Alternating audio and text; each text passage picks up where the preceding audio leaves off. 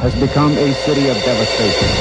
Public transportation has come to a stop, and badly cracked buildings... July 16, 1990, niyanig ng napakalakas na lindol ang Luzon. 1,600 ang namatay, mahigit 1 bilyong pisong ari-arian ang nasira. Ang remote team po namin ay pinangungunahan ni Bobby Guanzon at Veronica Baluyot at ngayon ay handa na sila upang maghatid sa inyo ng live feed ng mga nagaganap sa Cabanatuan. Come in, Bobby. Magandang gabi po sa inyo lahat, mga kaibigan. Ako po si Bobby Guanzon. Kanina madaling araw pa po tumulak na kami dito ang GMA News Crew. Naglakbay ang GMA News mula Cabanatuan hanggang Baguio para mailarawan ang lagim na iniwan ng lindol. Knock on the wall. Keep knocking so we can find you. Who are you calling for out there? My daughter, who's 5 years old. I'm hoping she's still alive.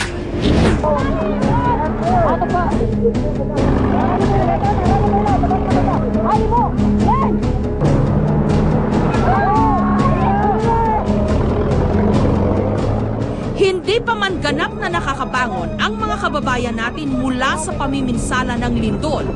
Isa pang trahedya ang dumating. June 7, 1991, sumabog ang bulkang Pinatubo.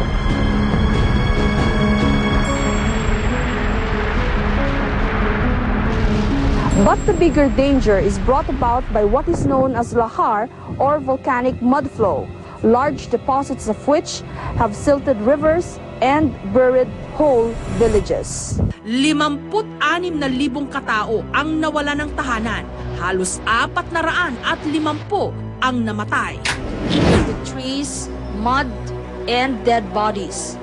Paniningil naman ng kalikasan ang sinasabing dahilan ng bahang lumunod sa Ormoc City sa Leyte noong November 5, 1991. Humigit kumulang sa 6,000 tao ang namatay at 50,000 katao naman ang nawala ng tirahan. Sinong natangay sa pamilya nyo? Sino? Kung nanay mo. Hindi nyo pa ako nakikita yung anak nyo. Wala pa.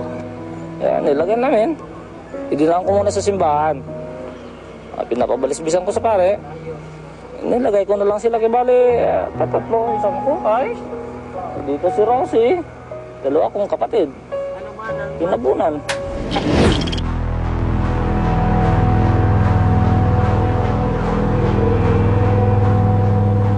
1991 din nung ipinadala ng GMA ang aming grupo sa Spratlys. Ang coverage na ito ay naging daan para malaman ng Pilipinas ang isyu ng pag-aagawan ng ilang mga bansa sa Southeast Asia sa mga islang ito. Pero ang akala kong ordinaryong balita na uwi sa istoryang hindi ko malilimutan, kami ang naging laman ng balita. Sa kapal ng mga ulap, hindi namin nakita ang Isla ng Pag-asa na bahagi ng inaangkin ng Pilipinas. Nagpasya kaming bumalik na lamang ng Puerto Princesa City sa Palawan, pero naligaw ang aming eroplano at naubusan ng gasolina. Napilitan kaming maglanding sa isang maliit na isla, ang Ramos Island.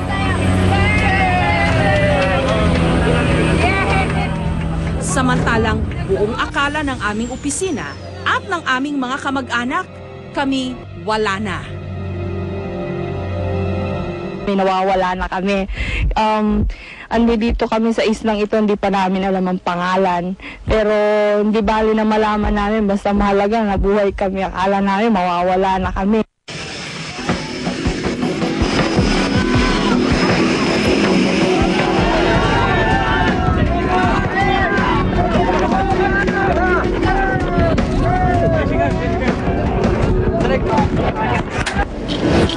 Tinutukan din ng GMA News ang mga pinaka-kontrobersyal na krimen ng dekada 90. June 30, 1991, pinatay ang mag-iinang Visconde sa kanilang bahay sa BF Home sa Parañaque. At ngayon sa kauna-unahang Pero mas lalong uminit ang balita nung lumabas na mga anak ng mga kilalang tao ang di umano'y nasa likod ng karumal-dumal na pagpaslang. Pinabulaanan noon ni Webb ang mga Ang nakakagulat pa nun kasi nagko-cover din ako ng Senado nun eh. Nakikita ko rin si Hubert Webb doon kasi stop siya ni Senator Webb. Tapos biglang mababalita mo sila pala yung suspect. So paano mo ititreat yun, di ba? Sinundan ng GMA News ang pagliliti sa kaso na inabot ng 9 na taon. Hanggang sa ipataw ng hustisya ang parusa sa mga salarin. This court hereby finds all the principal accused guilty beyond reasonable doubt of the crime of rape with homicide and hereby sentences each of them to suffer the penalty of reclusion perpetua. Nagpapalakpakan dito yung mga kamag-anak nitong si Hubert Webb. And very tough once you get to know. Hindi pa man lumalamig ang balita tungkol sa Visconde Massacre. Isa na namang pagpatay ang naganap noong 1991. Madaling araw ng July 13, binaril si Maureen Haltman at ang dalawa niyang kasama sa loob ng Dasmariñas Village sa Makati.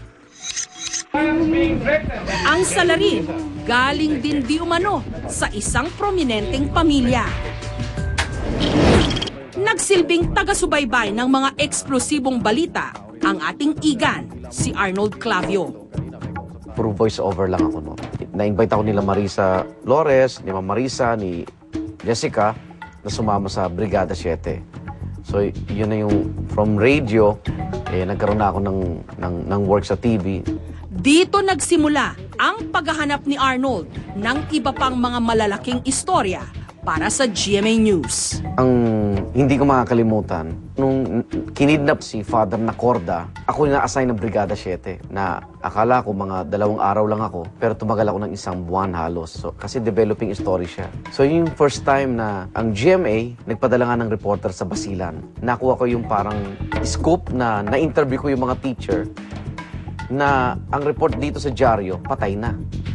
O may ginahasa na. Pero nung na-interview ko sila, ang laking impact nun. Nanalo siya ng Asian Broadcasting Union Award. Best coverage siya.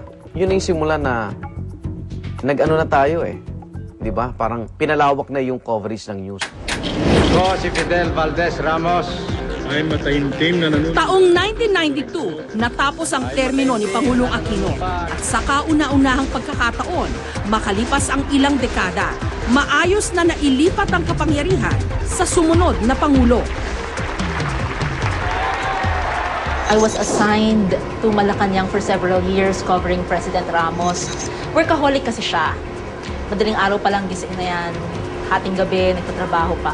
And we had no choice but to follow suit. Kung may biyahe siya ng madaling araw, nandun kami sa Villamor ng madaling araw, or ko-cover kami kung nasan man siya.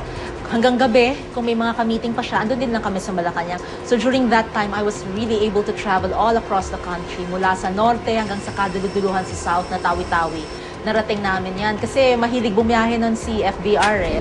Isa sa mga hindi malilimutang pangyayari ng dekada 90 ang pagbisita sa Pilipinas ni Pope John Paul II.